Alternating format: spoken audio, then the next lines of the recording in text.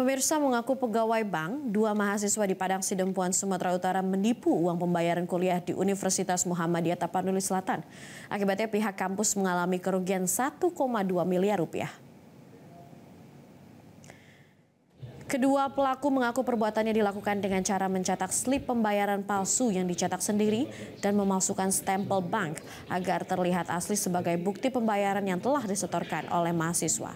Dalam menjalankan aksinya, kedua pelaku mengaku sebagai pegawai bank, di mana mahasiswa biasa menyetorkan uang kuliahnya.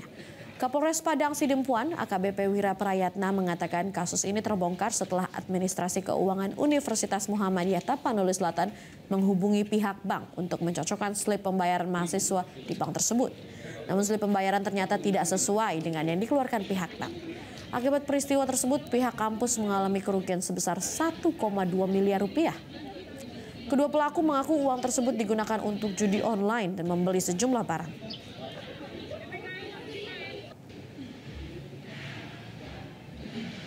Terkait rekening koran tanggal 14 Februari 2025 yang masuk ke keuangan UMTS sebanyak 6 transaksi.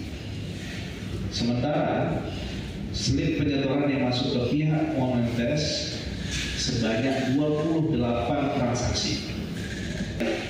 Bagi Ketua UMTS memanggil mahasiswa yang namanya ada pada slip penyetoran.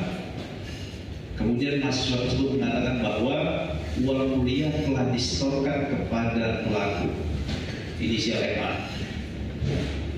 Kemudian dilakukan audit pengecekan selisih uang yang diterima pihak UMTS tahun anggaran 2023 sampai 2024 sebanyak 1,2